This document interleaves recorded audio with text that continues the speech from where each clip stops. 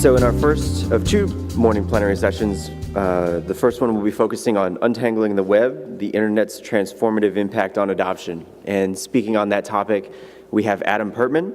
He is the executive director of the Donaldson Adoption Institute, the preeminent research, policy, and education organization in the field. He is a former Pulitzer-nominated journalist and is the editor and author of two newly published books, Adoption Nation, How the Adoption Revolution is Transforming Our Families, and Adoption by Lesbians and Gay Men, A New Dimension in Family Diversity. He's also the associate editor of Adoption Quarterly, a preeminent adoption research journal, and has written numerous commentaries, books, chapters, and articles for both professional and popular publications. One of the country's leading experts on adoption, has delivered keynotes around the nation and internationally, and is a recipient of many awards for his work. Been a guest on many television programs and is a member of the Council on Contemporary Families, the editorial advisory board of Adoptive Families Magazine, and the National Adoption Advisory Committee of the Child Welfare League of America, as well as on the advisory board of Orphans International Worldwide. So join me in welcoming Adam Pertman. Good morning, everyone. That's quite an act to follow. Thank you, Hal.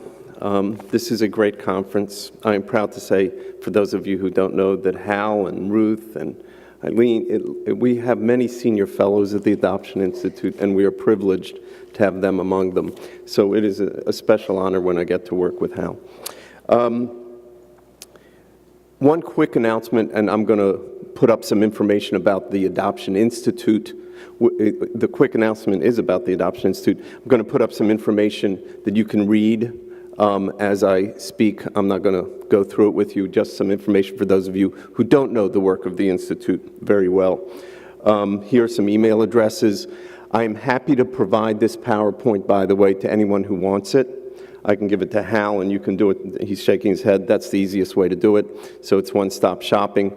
I will not get through all of it. I will not even attempt to get through all of it. The work that I'm going to present to you this morning is very wide, deep, and rich. I can only skim the surface of it this morning, but I hope to give you a sense of just how transformative the Internet's impact on adoption is. It's something we all know intuitively. We all see it in front of us in bits and pieces. We saw some of it in the panel that just concluded. We saw that Marvin was reacquainted with the birth mother of their son via email. We saw that Aaron read 500 birth parent letters. I don't think that would have been possible before. We all know search and reunion stories. Those of you who are practitioners can tell me 100 stories about how the internet is changing your lives. So we know all these bits and pieces, but we have yet to put them all together and figure out what does the picture look like that they form, and what do we do about it. That's what I'm going to try to talk about this morning. For those of you, again, who don't know the Institute, the Adoption Institute, the announcement I said I was going to make is that we have changed our name. We were the Evan B. Donaldson Adoption Institute, and for reasons including I don't want to explain who Evan B. Donaldson is anymore. That's not the real reason, but we have changed our name to simply the Donaldson Adoption Institute. It's simpler. And we're going to change our logo and our website, and we're doing all kinds of stuff, so please stay tuned. Please sign up for our newsletter. If you are not signed up, please visit our website, adoptioninstitute.org. If touched by adoption in any way, but the newsletter, I was a journalist for 25 years. Turns out I was in practice to do a newsletter. But it's an important newsletter. I think I urge you to sign up for it on our website. And you will see on our website that there is content of all sorts. This is all research meant to be used, and it is used all over the country in practice, helping to shape better practices, laws, policies. We're very, very proud of that. I know it's a model that Hal uses as well. It is how we can change our world for the better. It really is. So this is some of the work that we have done that you see in front of you, and that is we have a great business model at the Institute. We give everything away.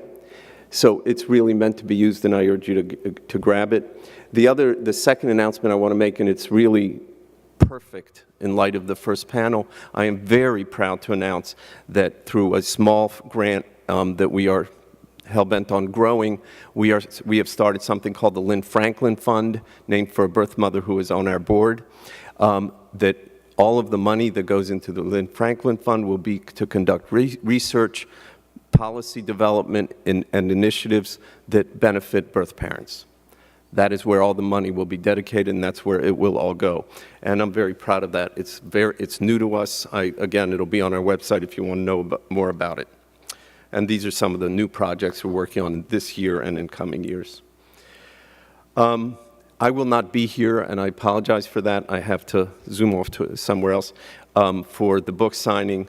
Two of these three books, Adoption Nation and Adoption by Lesbians and Gay Men, will be there. I'll try to sign some copies before I go, but they will be available. And the third, Siblings in Adoption and Foster Care, was edited by my colleague Susan Smith, who's somewhere here. I don't know if it's here or not, but it is certainly available on the internet. And now to the subject at hand, because we don't have a lot of time, and I do want to at least skim the surface, as I said, and introduce you to just how important I believe this subject to be. I reread our very extensive report over the last week preparing for this presentation, and every time I do it, I go, oh my God, it's bigger than I thought it was. Just to give you, so as no one accuses me of hyperbole, I'll talk it down, okay? I think the only thing that the internet really is affecting in a profound, historic, long-term way is everything, okay? And I do think that. And I think that when I'm done, you will think he wasn't being hyperbolic at all. So some caveats and context for the work. First, most adoptions in America are not of infants. Most adoptions in America are of children from foster care. This is having a profound effect, and I'll give you some examples of it. A profound effect on children in foster care, on their families, on the process, on resources, on the whole shebang. But the study that we did this first year, it's the first year of at least 3 years, depending on funding, but we're good on number 2. We're in number 2 now. The first year really looked at infant adoption most. We looked at other things as well, because that is where the money is, and that's where the problems seem to be arising. There's no shock there, and where most of the activity is. It is absolutely growing in every realm, in international adoption, foster care adoption, and infant adoption. But that's where most of the impact so far has been, so this will be weighted toward there. As we talk about the bad stuff, and there's good stuff and bad stuff. This is the good, the bad, and the ugly. What is the lay of the land? As we talk about the bad stuff, please remember that is not everyone. Really good, reputable agencies, attorneys, practitioners of all sorts, social workers, are really using the internet to good benefit for everyone. It is a resource, it is a technology that never existed, and they are using it well and ethically and thoughtfully. So we are not casting a blanket over everyone as we talk about this, and it's really important to keep in mind. As you look at some of the practices that we're talking about, you're going to say, well, that's always happened. And you are absolutely right. It's always happened. The audience has never been as extensive, the opportunities have never been as big, and the potential impact, good and bad, has never been as extraordinarily large. So it's really important. And by the way, the internet is changing everything. We're not special. But I'm not dealing with everything. I'm dealing with our world in this. So how extensive, just to give you little glimpses. Again, this is the context. So if you do a search for birth mothers, and that's not even including, new vocabulary, first mothers, biological mothers, natural mothers, real mothers, other mothers. There are lots of you can't develop a good vocabulary around secrets, and we have not. So you search birth mothers, you get 135 million hits. Child adoption, 91 million. Foster care, 10 million. So we're talking about a lot of pages with a lot of material in a lot of directions. at a bare minimum. And the goal of the Institute in doing this is not just, and again, it goes back to what I said earlier, is not just so everybody's smarter. It is to change how we do it. It is to understand what is going on out there and say, how does it affect what we do in practice, in research, in policy? It cannot be that something is transforming everything around us and we have to do nothing with it. That cannot be the case. So we have to re-understand. I do a different presentation called Rethinking Adoption in the 21st Century, and it is much broader than just the internet. The internet is a big piece of that rethinking. But if we don't rethink it in light of the internet, then we can be trying to do a lot of things right in practice, in research, in all the areas that we deal with, and we're not going to get it right. And we're not going to have the impact on the populations we're trying to benefit if we don't understand just how profound this technology is changing everything that we do. Let's see if you all agree after a while. So what we try to do in the very first paper, and is give a lay of the land. What do we do when we start a research project? We, right? What's that funny quote that if you take one person's work and write about it, it's plagiarism. If you take a lot of people's work and write about it, it's research. So the first thing you do is look at what everybody else has done, right? You do your lit review. And unfortunately, it didn't take long because there was virtually nothing. Nothing. It's inventing the wheel. So we all know that all this stuff is going on all around us, and yet we have not compiled a real body of knowledge to understand what it is, what it does, who does it affect. You get the picture. So that is what we try to do. It's very simple. So the year one, the report that I hope you do read because I'm only going to skim the surface, it's on our website, Untangling the Web. Year one really is the lay of the land. It tells us what are all these pieces that we have to look at. And so what we get is questions, because the year two is starting to answer the questions through research, providing resources. We have a game plan for year two and onward. So in practice, big questions. What's the impact on ethical professionals when internet providers promise babies in 3 months, 6 months, 9 months? Who here is an ethical adoption practitioner? 3 months? Sound good? Easy? No sweat? And what does it mean when, to your practice, to traditional ethical practice, when there are people saying, providing real incentives, not subtle, real incentives, money, housing, et cetera, to pregnant women who don't know what the hell to do? What do you think that's going to mean for them? What is it going to mean for your practice? In Search and Reunion, what do professionals tell their clients?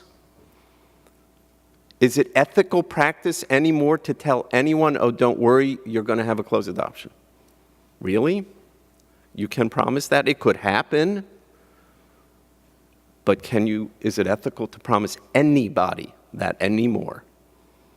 But what's happening on the web? We don't know. It's not monitored. It's not regulated. We're hardly paying attention. I'll show you some of what's going on the web. And what guidance, support, and resources does everybody need? And by everybody, I mean researchers and practitioners and the parents and the adopted people. And what do we got? In law and policy, how do we address possibly unsafe or traumatizing contacts for children? So I'll tell you, this is a real story. About 2 years ago, when I started to develop this idea of the internet changing everything, I put it out during a speech I was giving in Connecticut to a big, twice as many people as this, just a big hall full of foster adopt parents, pre and post. And the subject matter of the speech was something else, but I brought this up and it hijacked the conversation. The whole place was buzzing. Stories. So one story. Couple had adopted their daughter from foster care. She'd been severely abused by her birth father, which is why she was in foster care. She was getting better, really, really better. She was 11 or 12, I don't remember. And I'll make this brief, but it makes the point. And she was maybe 12. And she was on Facebook. She was really getting better. She was on Facebook. She logged on, and She got, friended, and it was, "Hi, baby, it's your daddy." It's her birth father, against whom there was a restraining order, and, all the legal stuff had been done right. And she was re-traumatized, and she was back in care, and it was pretty bad. Can the internet have an impact? So how do we address those possibly unsafe or traumatizing contacts? I'm not pretending to know the answer. I am sure that the courts and attorneys and all those people have not yet begun to understand that there's a question they need to answer. And do legal obstacles to acquiring information make any sense? There are a lot of examples of this. The very clear one is adult adoptees cannot see their own original birth certificates. And the contemporary rationale, not the historically true one, is, well, they might use it to search for and find their birth family, right? Duh. So what do these laws do now? And we could have that discussion, we won't. And much, much more. How do we best utilize? There are so many opportunities here. There's so much education, so much research, so many supports.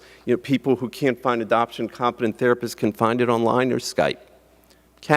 We're not there yet. We need to a lot more and a lot better, but there are resources now that were never possible before. How do we utilize them? How do we get the word out? How do we do all this? We haven't begun to think about it. So how profound is the internet's impact? Can everybody read that?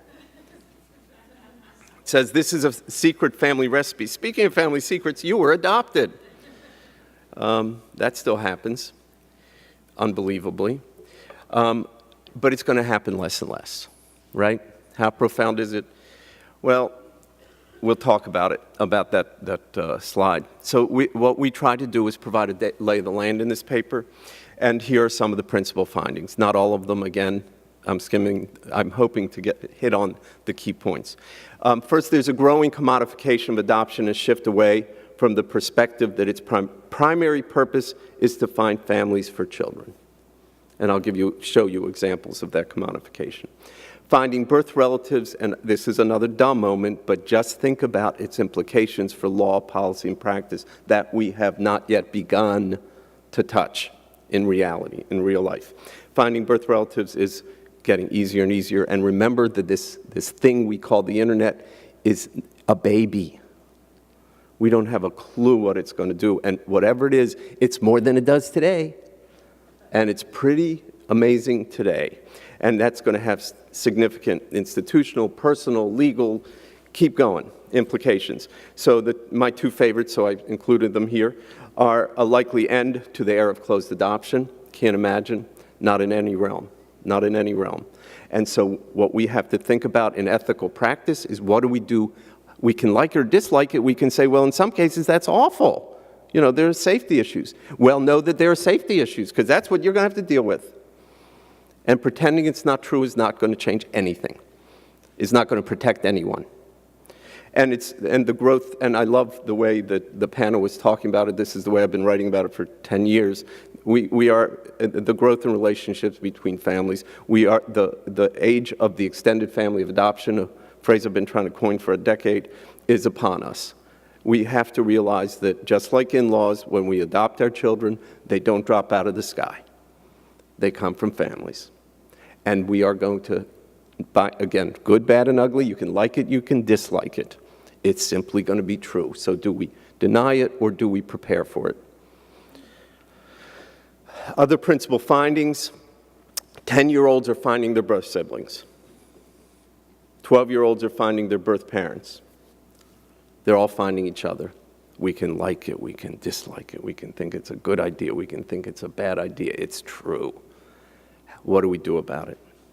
And often it's happening, and certainly without preparation, without guidance, without counseling, often without the adoptive parents, the parents, knowing it's even happening.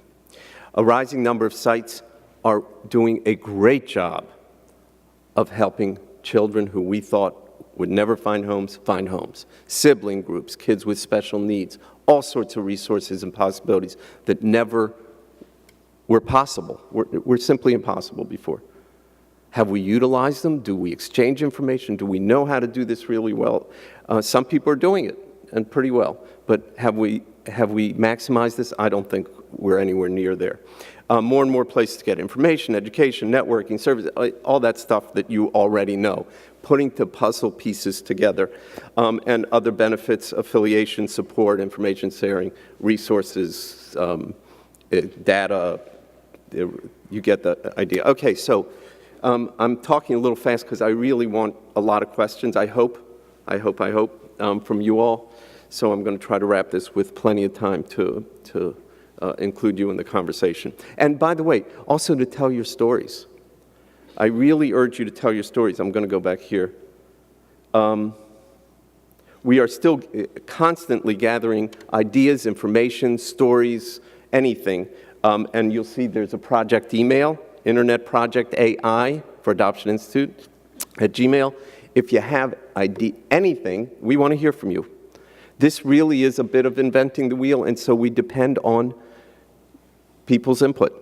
And we will be doing some good, fresh research this year. But it really does depend on you all and your contribution. So if you can, please do.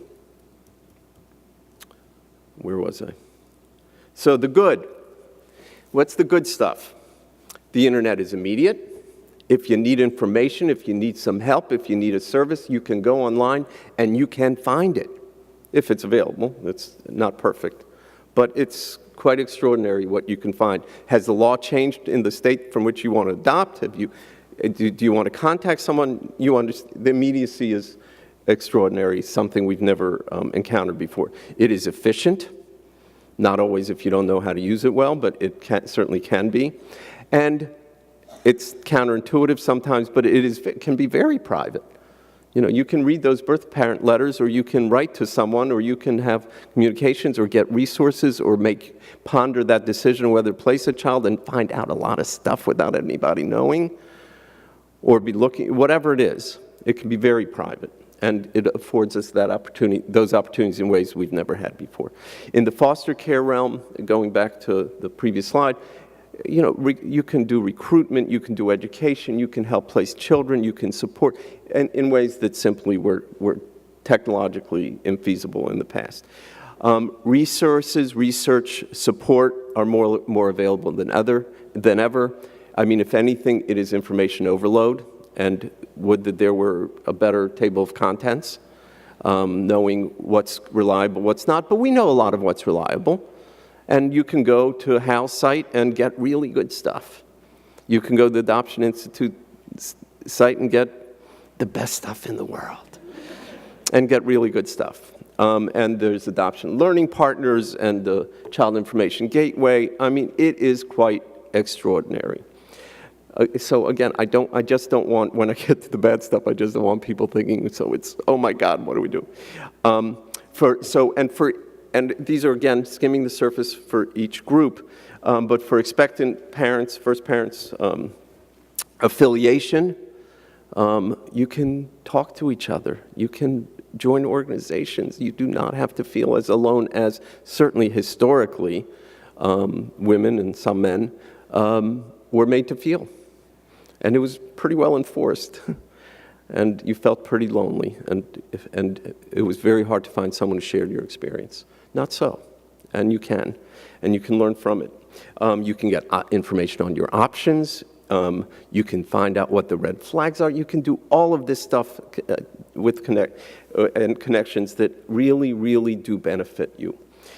Ditto for pre-adoptive and adoptive parents. I won't read all this to you, but whether it's a specialty thing because you're gay or lesbian, whether you're a single parent, or whether you simply want to know what the resources are or support groups are, or you can make up 100, and you probably can do 100, which is the point, and you can find them all. And for adopted people, the exploration, the self-exploration, exploration with other adopted people, affiliation, search and reunion, and increasingly advocacy. I mean, the tools are very real and more significant than they've ever been. That's the good stuff. Among the good stuff, there's more. And then there's the bad and the ugly. And you know, if it were all good stuff, we wouldn't have to do this. We would just be saying, isn't this glorious? Let's figure out how to use it better.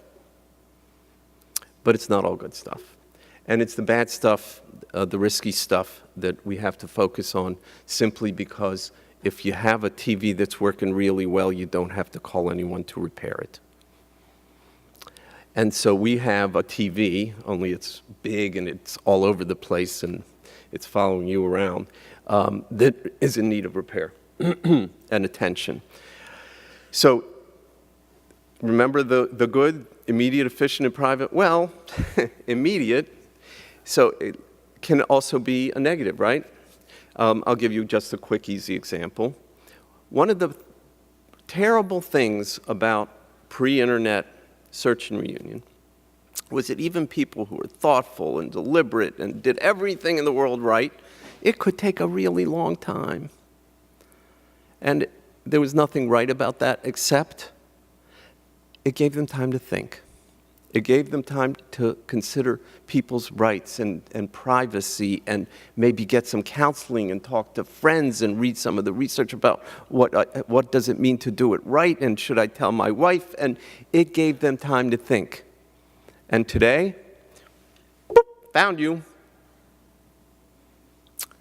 And you can be 10 years old. So immediacy can cut both ways. Efficiency, for the same reasons, can cut both ways. And boy, it can be anything but private.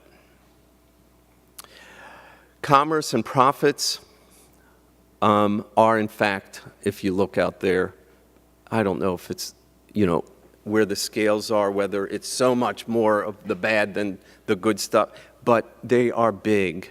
They are big and they are alluring. And I'll go into some slides that show just how alluring, including extensive, aggressive marketing. And I'll give you examples. The focus is adoptive parents, come on, you all. There was one question you wanted answered before you adopted your child. And that remains true to this day. Agency practitioners, professionals, what's the one question? It's only one word. When? Right? Well, they got an answer for you tomorrow, or close to it. It's very, very appealing, very, very tempting for people who don't know much and who have only one question on their minds. It is an invitation to all sorts of issues, all sorts of problems. So that singular focus is there, and you will see internet provider after internet provider who maybe they do some other things right, by the way. Maybe they provide counseling, maybe they do a lot of other things right. But the first sentence in their marketing campaign is, we'll get your baby in 4 to 9 months. And then you've been to an agency, right? And they told you, oh, we're really going to do this for you. You want to adopt an infant? Well, think about this, because infants are complicated and there aren't that many infant adoptions, and consider this and consider that, but we'll give you our training classes, and here are the costs involved, and we'll give you the resources, and then you go home and you log on and you can get a baby in 4 to 9 months. Who here is in a traditional adoption agency practitioner? Can you compete with that? It has real big implications. Doing it thoughtfully, ethically, and well is not all about doing it tomorrow morning. There are all sorts of exorbitant fees. I'm not going to go into all of this today, but again, it's in the paper, and not just for the placement, but for education, and we'll help you do this, and some of those services are probably okay. But oh my God, how do you know, and how do you know which ones, and how do you navigate all that? And of course, there is massive opportunity because there's no monitoring, no legal requirements, if you do traditional adoption, you probably went through something or other, some sort of training, and you had to get some sort of certification or something before you hang up a shingle. On the internet, you have to know how to build a site. So there are all sorts of scams. Babies don't exist, they go to the highest bidder, and there certainly isn't a way to know what are the red flags for adoptive parents, for pregnant women, for whomever. And there's a lack of options, counseling, guidance. Instead, it's very often, again, I'm not painting everyone with this brush, but very often it's about recruitment and inducements and not about understanding that this is a lifelong thing that you're going to do that you will feel for only forever. And for adopted people who aren't in the picture yet when the adoption is taking place, and again, there are lots and lots of other examples, but who's got the records? How are you going to know later? So Prism for assessing, if you go out there, how do I understand this? How do I look at it? How do I figure out which site is doing what? The report includes for pre-adoptive parents 2 pages of questions you can ask, just so you have some framework for gauging, is this a good one, is this a bad one, are they trying to do it right? So I'm not going to go through all those questions, they do exist. But there are certain standards that we think over the course of time are ethical, are best practice, and again, in the report, many more, but just to boil down some, we want to think there's preparation and counseling and representation. We want there to be education resources, right, just to have. Transparency. We don't want the process to be coercive in any way, but certainly including financial inducements for a pregnant woman in crisis to wonder, what do I do? You want access to post-adoption resources. There is a dearth of post-adoption resources, but you want to know what they are. You want to have them explained to you. You get the picture. And you want supervision and boundaries for children's safety when they're adopted, not just from care. So there are ethical standards. There are best practices. There are ways that we, probably nearly everyone in this room, think, yeah, that's the way we have to do it. So let's see how we really do it. Sorry, I'm looking at the clock. Okay. So what is happening out there? And again, this is just a taste. So these are ads from the internet. Complete your domestic adoption on average within 3 to 12 months. Well, maybe it's true. Maybe they can do that. But is anybody asking or trying to figure out, or law enforcement looking at how they can do that? I mean, presumably they want a lot of people to come for their service, right? If only 3 go every year, then, they probably can do that. But they want 300, right? Where are they getting those babies? How are they getting, what is happening behind the scenes? So either they're doing something that you all haven't figured out how to do, or they're doing something problematic, or they're not telling the truth. None of those are really good options. And there's no monitoring, there's no law enforcement, there's nothing. We connect with states where birth parents cannot revoke consent. Now, pre-adopted parents with only one question think that's a really good idea. It's not we're not going to go into the ethics here, but not really a good idea. And those states need to change their laws. But it can be very appealing. Learn more about the safe alternative to abortion. I am not up here to advocate for abortion, parenting, or adoption. But a woman who is pregnant and the father, if he's around, should be allowed to make their choice. It is their choice. Informed consent, people have to sign informed consent forms if they're in a hospital study for, a new nasal decongestant, but not to part with their baby for the rest of their lives. It should be informed consent. And some of this stuff is not exactly creating a level playing field. So, and financial, if you were in really good financial shape and everything were going well, you might not be placing your kid for adoption. So this sounds really tempting at that second, financial assistance available and free housing. And it might not be in the state you're in. You may not have any support where you're going to be, but it's free. These are examples from the internet. So Agency A, and we decided in the paper, and I don't know if we made the right decision, I will tell you, but anybody can track any of this and do a Google search for what we wrote up and find the agency. We decided we picked specific agencies by name, then people think, that agency is bad. So we made the decision that it's, X, Y, and Z so that people understand that this is, extensive and look at how extensive it is. So, and agency, most couples are selected in less than 4 months. There's marketing and extensive nationwide internet advertising because they know the internet is the most widely used medium for these women. And they spend millions yearly advertising to pregnant women with their programs.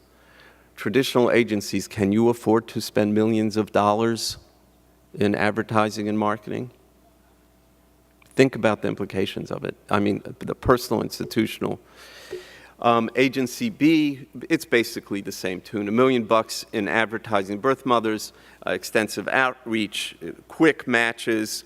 With a track record like that, it's no wonder hundreds of families turn to us each year to realize their dreams. If the only clients, and this was true for a long, long time, right? If the only clients are adoptive parents, pre-adoptive parents, then these people are doing quite a job. But we figured out that there are other people involved. We figured out that women are not baby carriers, but real human beings. We figured out that the people born to those women deserve to have rights and all that. And now do we retrench and throw it all back and say the only empowered people are the adoptive parents? I hope not, but we have to think about the implications, the profound implications of all these changes that are taking place. And we have not. Non-directive options, so that's considered good practice. We go back to that list of ethical practices, right? Keep them in mind. So another site offers help, and again, these are just examples. There are many, many more, even on this site. I mean, these are just a few examples of what happens on that one site. And by the way, it offers counseling and lots of really good stuff. And it says it's non-directive, and you do have the option of parenting or adoption or abortion. It says you have all of that. But then it raises questions. Can I ask you to ask yourself, and by the way, again, these are all questions that people should ask themselves. It's okay. And not just, by the way, pregnant women in crisis. If you're having your 4th child and you're unemployed, you may want to ask yourself some of these questions. Can I provide financially? Will there be a father figure? And by the way, on these pages are beautiful pictures of pre-adoptive couples who would love to give your child a wonderful home, and they show you the wonderful home, and there is a husband in the picture, and they look quite affluent. Not that you shouldn't choose them, but is it a level playing field? Is this allowing you to make an informed decision? In another section, there are a whole bunch of these facts and myths. So again, it's your decision. It's your child. You decide what you want to do with her. But, the fact on abortion is that it is women who have abortions understand that they're getting rid of a baby, and 70% of them have negative feelings afterward. Sounds like I want to do that. I'm not being a fan of abortion here, but are you presenting a level playing field? And among the facts on parenting is you cannot rely on family members to help. Well, in fact, that's exactly what happens in, I don't know if it's a majority, many, many, many cases when that young woman does decide to parent the child. It's because the family stepped up to help, but not reading this. So that's one realm, right? Practice. In search and reunion. So how hard is it to find someone today? Anybody think it's hard? Not for most people. These are just, we don't have to go through these. These are just quotes, one good, one bad, a devastated family. And by the way, the details, the devil was in the details. They really were going through some stuff. Again, it doesn't mean you shouldn't have a reunion, but were they not ready? And was that kid not ready? And then there's the wonderful reunions. A tiny glimpse at this new world. And if you Google OMG, there are, as long as you want to stay awake, you can find these. No kidding.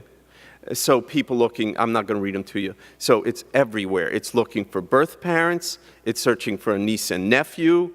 It's searching for the brother. In some sites, there are more searches going on for siblings than for parents. This is morphing in before our eyes. or looking for grandparents. So I just try to give you examples just to indicate how broad, deep, and wide this really is, because it really is. And by the way, it's not just like this. The new trend, for anyone who's been looking at Facebook lately, is this. It's people holding posters in front of them with their information, adopted people, birth parents, holding posters in front of them with their information. And you know why they're doing it and why it's proliferating? It's working. It's happening all over the place, just like this, or like this. I was placed in foster care. All the details are there. And she's looking for family. It's everywhere. You know, years ago, when I first, not that many years ago, when I first entered this field about a dozen years ago, when I left journalism, I don't know if it was conventional wisdom. As a journalist, it's what I was told, that very few adopted people really search. I have no idea but what was going on just a dozen years ago. But today, anybody who doesn't think almost everybody in some form, at some time, in some way, my colleague David Brodzinski of the Institute says, all adopted people search, everyone, in some way, maybe only inside themselves. But now the inside is coming out, and the opportunity to do it in an effective way and a successful way exists like nothing that there has ever been. So in a nutshell, what's happening out there? So there are more reunions in relationships, giving people what they've wanted, and many what they needed for forever. You know, Alex Haley said, I usually start my presentations with Alex Haley quote, and I'm not going to do it justice, but the thrust of it is that everyone wants to know who they are and where they come from. Everybody. And when the book and the movies came out, you know, a generation ago, America bobbed its head up and down in unison saying, yeah, everybody. And there was no asterisk that said, except for adopted people. But that's how we treated them for a very long time. So we're finding out what's real when they have the opportunity.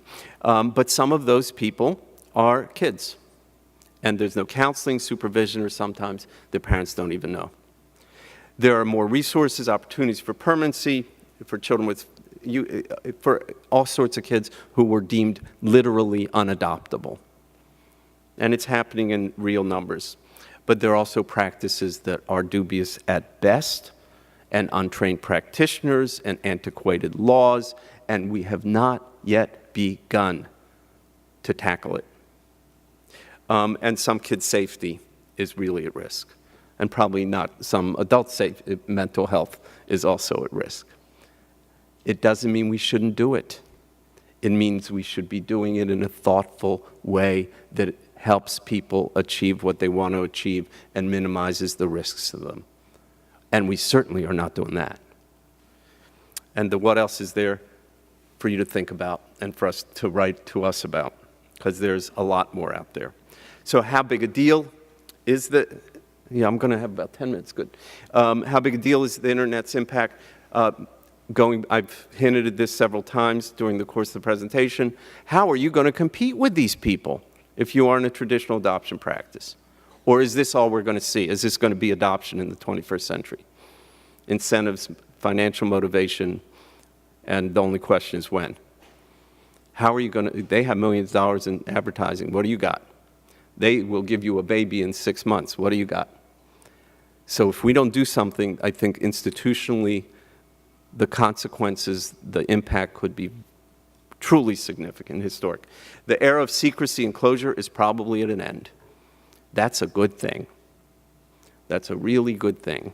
You know, we keep secrets about things we're ashamed of and embarrassed about. Oh my God, listening to the panel earlier, right? The secrets are toxic. They really do. We teach our kids not to do it. We teach them to tell the truth.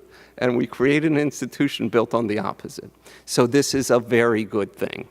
But boy, we better figure out what it means for everybody involved.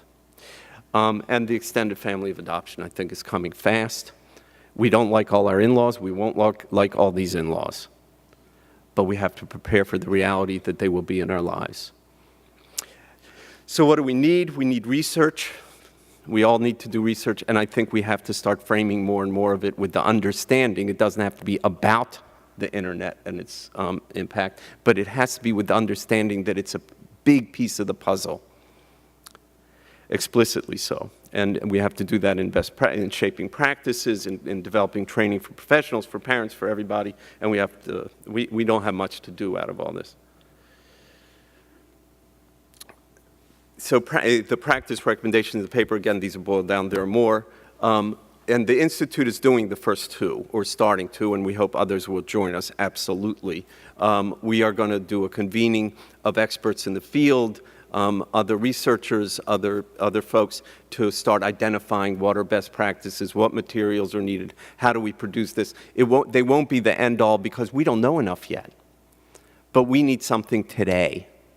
Parents need something today. Practitioners need something today.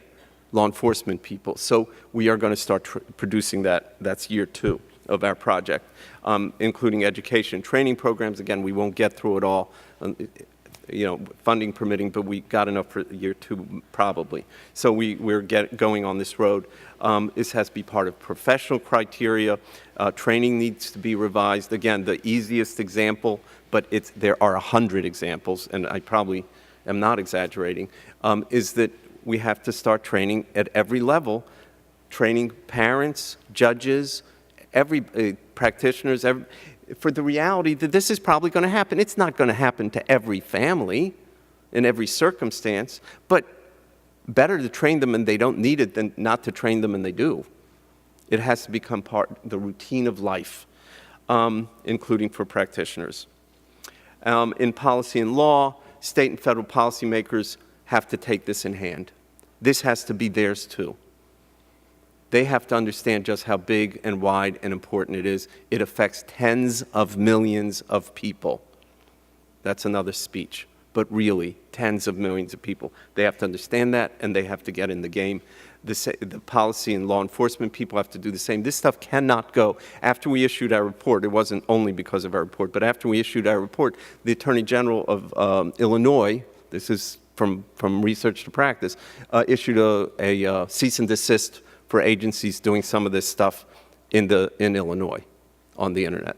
It's, this big a start, and by the way, you can go adopt somewhere besides Illinois, but it's a start. Now we need 49 more states, but they have to get in the game. I think that the Googles and Microsofts have to, they do all kinds of stuff, protections, because, of lobbies that say kids need protection and pornography needs to be. People are paying attention to some aspects, and they are too. They need to pay attention to this one. And laws that impede or prevent parties to adoption from gaining important information have to be repealed, because they're nothing. They're just protecting, quote, protecting a shrinking minority of people who will probably die, really, without their information while everyone around them is getting theirs.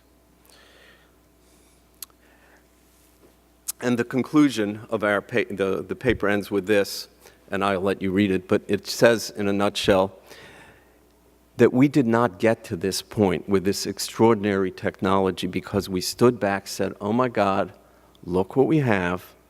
It is amazing. Let's do some research. Let's gather all the experience. Let's put together all the good practices and then put it out there.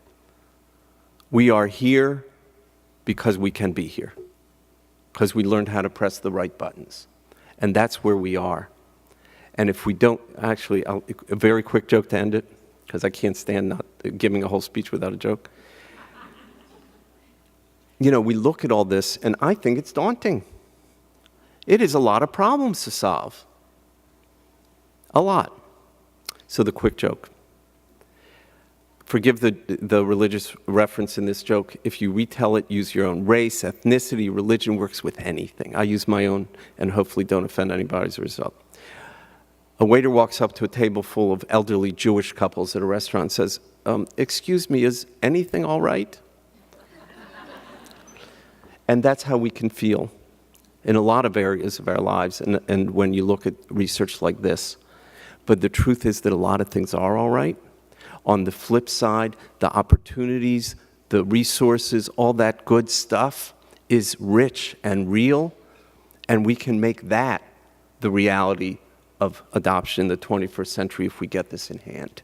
And that's where the focus has to be. Thank you all very, very much.